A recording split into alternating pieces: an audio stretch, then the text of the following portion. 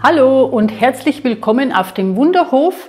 Heute mal nicht bei Zeichnen und Malen mit Pedro und Rosa, sondern bei einer Frage, die immer wieder in der Kunstwelt und auch unter den Kursteilnehmern heiß diskutiert wird. Und das ist die Frage, was ist denn jetzt eigentlich echte Kunst? Woran erkennt man echte Kunst? Ist es eher die abstrakte, moderne Variante oder doch lieber die traditionelle gegenständliche Variante? Oder gibt es womöglich noch einen dritten Weg? Und um diese Frage beantworten zu können, muss man sich ein bisschen mit der Geschichte der Kunst befassen und der Rolle, die sie schon immer in der Gesellschaft spielt. Sie ist nämlich der Spiegel der jeweiligen Zeit. Das Gedankengut, das sich in der Zeit oder auch in der Kultur findet, das findet man immer auch in der Kunst. Und bevor ich jetzt weitergehe, noch eine Anmerkung. Ich beziehe mich hier nur auf die bildende Kunst, also alles, was mit Bildern oder mit Skulpturen zu tun hat, und auch nur auf die westliche Kultur. In anderen Kulturen und anderen Sparten ist es sicherlich nicht unbedingt gleichwertig wie jetzt hier. Und deswegen schauen wir uns jetzt erst einmal die Rolle der Kunst in der Geschichte an. Im Spätmittelalter und der beginnenden Neuzeit bestimmte die Ständeordnung den Platz jedes Menschen in der Gesellschaft. Und diese Ordnung galt als Gott gegeben und wurde entsprechend in der Kunst repräsentiert. Die Maler und Bildhauer schufen im Auftrag der Kirche Werke, die diese göttliche Weltordnung gegenständlich und kunstvoll darstellte. Von den Kathedralen bis zu Altartafeln, Wandmalereien. Es ging immer um die Religion, um das Gottesbild und wie der Mensch auf dieser Erde verortet ist. Die Berufe waren in Zünften organisiert, mit festen Ausbildungsinhalten und Möglichkeiten des Aufstiegs nur innerhalb eines Betriebes ihrer Zunft. Die konnten sich also nicht einfach selbstständig machen, sondern mussten sich irgendwo einkaufen oder ja, im besten Fall einheiraten. Auch für die Maler und Bildhauer gab es eine entsprechende Zunft. Und ein ganz interessantes Beispiel, das habe ich euch schon mal gezeigt, für so einen Kunstmalerbetrieb, kann man sich auch heute noch in Nürnberg im Albrecht-Dürer-Haus anschauen.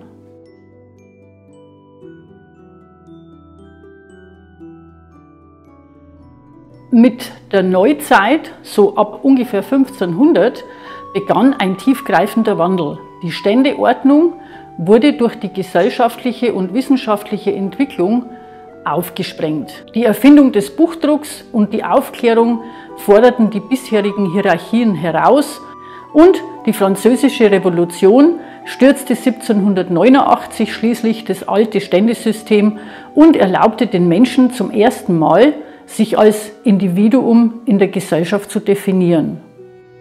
Diese fundamentale Veränderung spiegelte sich auch in der Kunst wider. Renaissance-Künstler wie Albrecht Dürer zeigten den Menschen zum ersten Mal als Schöpfer seiner Welt voller Kraft, Schönheit und Selbstbewusstsein. Bürgerliche Kreise traten jetzt zunehmend als Auftraggeber auf und es waren jetzt auch profane Inhalte erlaubt. Im 19. Jahrhundert schließlich trugen die Wissenschaften und die Technik dazu bei, unser Menschenbild weiter zu verändern. Insbesondere war es da die neue Lehre von der Seele, die Psychologie, die die Künstler stark beeinflusste.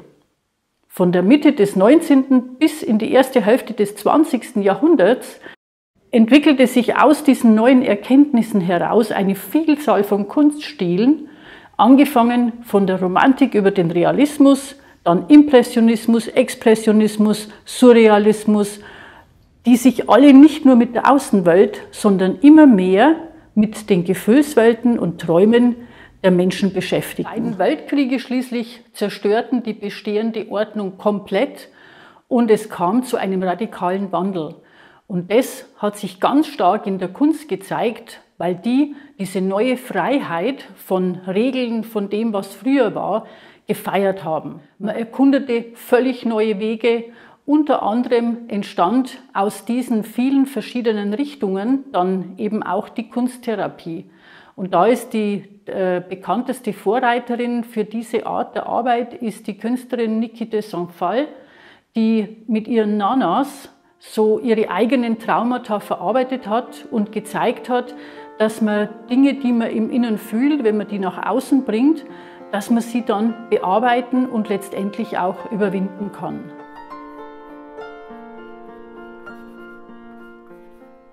In der Kunsttherapie geht es hauptsächlich darum, dass man Menschen die Dinge, die in ihnen passieren, die sie vielleicht nicht ausdrücken können, die sie Angst haben, anderen zu erzählen, dass sie denen zunächst einmal eine äußere Form geben und dass man dann eben zurücktritt und schaut, ja, was hat sich denn jetzt gezeigt? Und das kann man alleine machen, ne, wenn man für sich selber malt, kann man auch einfach probieren, ne, da kann man ja nichts falsch machen. Oder man kann es natürlich mit einem Therapeuten oder einer Therapeutin besprechen, die einem dann vielleicht sagt, ja, schau mal, was sich da gezeigt hat, was hat das mit dir zu tun. Ganz wichtig dabei ist übrigens, dass die Deutungshoheit über das, was auf dem Bild passiert ist, immer beim Klienten liegt. Ne, man hat oft so die Vorstellung, da kommt dann jemand, so wie es halt in der Kunst auch gemacht wird, der mir sagt, das hast du gewollt oder das ist das und das und ich weiß das aber besser als du, sondern tatsächlich, ich habe die Deutungshoheit, ich darf bestimmen, ich darf sagen, das ist, was ich damit beabsichtigt habe. Und auch die Aussage von Joseph Beuys, alles ist Kunst, jeder ist ein Künstler, unterstützt eben diese Möglichkeit. Es ermutigte viele, sich auszudrücken, das eigene Erleben zum ersten Mal wirklich wichtig zu nehmen. Und die abstrakte Kunst bietet da natürlich einen großen Vorteil, weil man die auch anwenden kann, wenn man keine handwerklichen Vorkenntnisse hat. Aber diese grenzenlose Freiheit birgt natürlich auch Gefahren, nämlich dann, wenn sie als Verantwortungslosigkeit oder Rücksichtslosigkeit missverstanden wird. Und wenn wir uns anschauen, was aktuell in der Gesellschaft passiert, dann merken wir, dass viele Menschen das ja auch genauso wahrnehmen. Ganz vielen wird bewusst, dass unser bisheriges Konsumverhalten, das natürlich auf dieser Freiheit basiert ist, die Ressourcen unserer Umwelt überfordert und vor allem, dass wir auch nicht mehr in der Lage sind, andere Meinungen auszuhalten oder Kompromisse zu finden, mit denen jeder leben kann. In der Kunst erleben wir eine unglaubliche Vielfalt, aber auch hier gibt es viele Stimmen, die die Wahrheit für sich alleine beanspruchen. Zusätzlich machen digitale Werke und Kunstdrucke Kunst für jeden zugänglich, aber das Ganze ist halt mittlerweile auch in eine Massenproduktion ausgeartet und dadurch besteht eben die Gefahr, dass die Kunst sich vor allem um sich selber dreht und die Aufgabe als Inspirationsquelle für andere, die sie früher immer gehabt hat, vergisst. Vielleicht kann uns hier die gegenständliche Kunst wieder einen Ausweg zeigen, weil sie nicht nur eine sorgfältige Ausbildung mit gründlichen Kenntnissen des Handwerks verlangt, sondern eben auch ein tiefes Verständnis jetzt für die äußere Welt. Beobachtungen so von Licht und Schatten, Struktur von Bäumen, wie das Wasser sich bewegt, das erfordert alles eine ausführliche Beschäftigung mit der Umwelt und kann uns natürlich auch vieles in der Außenwelt wieder bewusst machen. Und gegenständliche Kunst hat natürlich auch den Vorteil, dass es für andere wiedererkennbar ist und nicht wie bei der abstrakten Kunst innere Prozesse widerspiegelt, die man dann dem anderen letztendlich erst erklären muss. Ich vergleiche das Ganze immer gern mit der Biolandwirtschaft, wo man sich ja auch ganz viel von den Alten abschaut, wie es die gemacht haben, ohne dabei aber auf die modernen Errungenschaften zu verzichten. In meinen gegenständlichen Bildern jedenfalls ist es so, dass dieses Abstrakte, das ich ja in den anderen Werken auch ausprobiert habe und auch gelernt habe, dass das hier einfließt, ne, und dass ich immer diese einzelnen Bildteile, die halte ich sehr abstrakt und habe auch Linienführungen drinnen, wie man es aus der abstrakten Kunst eben kennt, dass die sehr reduziert sind.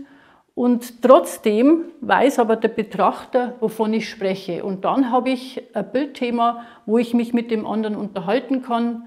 Und dann kann er mich natürlich fragen, warum hast du die Bäume nicht ausführlicher gemalt oder diese Häuser? aber wir wissen eben beide, wovon wir sprechen. Mich hat vor vielen Jahren mal ein Freund gefragt, bei so einer hitzigen Diskussion darüber, was Kunst ist: Was ist denn für dich eigentlich Kunst? Und ich habe spontan gesagt, für mich ist alles Kunst, was mich dazu inspiriert, ein besserer Mensch sein zu wollen. Und das kann abstrakte Kunst sein, das kann gegenständliche Kunst sein, das kann Kunst sein, die aufrüttelt, die abschreckt, das kann auch Kunst sein, die schön ist. Für mich ist das Wichtige, dass die Absicht, die dahinter steckt, andere Menschen inspirieren soll, eben ein besserer Mensch zu sein. Ja, und was für euch jetzt echte Kunst ist, das müsst ihr natürlich selber entscheiden. Ich bedanke mich wie immer fürs Zuschauen, freue mich auf das nächste Video mit euch. Bis bald!